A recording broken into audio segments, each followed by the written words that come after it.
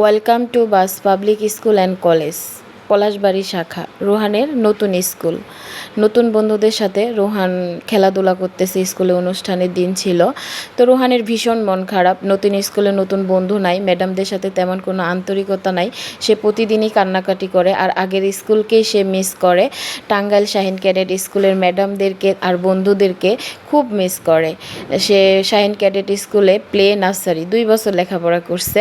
ম্যাডামরা খুব আন্তরিক, ভালোবেসে যত্ন সহকারে পড়াইছে। সেই ভালোবাসা সে এখনও ভুলতে পারেনি, আর তার বন্ধুদের কথাও এখনও ভুলতে পারেনি। বিশেষ করে নাবান, আরও কয়েকজনের নাম আছে, আমি বলতে পারতেছি না। তার খুব মন খারাপ। দেখতে দেখতে 5-6 মাস হয়ে গেছে, তারপরও পুরাতন স্কুলকে একদমই ভুলতে পারতেছে না। নতুন ম্যাডামদের সাথে, বাচ্চাদের সাথে একদম মানিয়ে নিতে পারতেছে না। সবাই দোয়া করবেন বেশি বেশি করে। আর রোহান যেন নতুন স্কুলে, নতুন পরিবেশের ম্যাডামদের সাথে মানিয়ে নিয়ে সুন্দর করে যেন লেখাপড়া করতে পারে। আসসালামু আলাইকুম।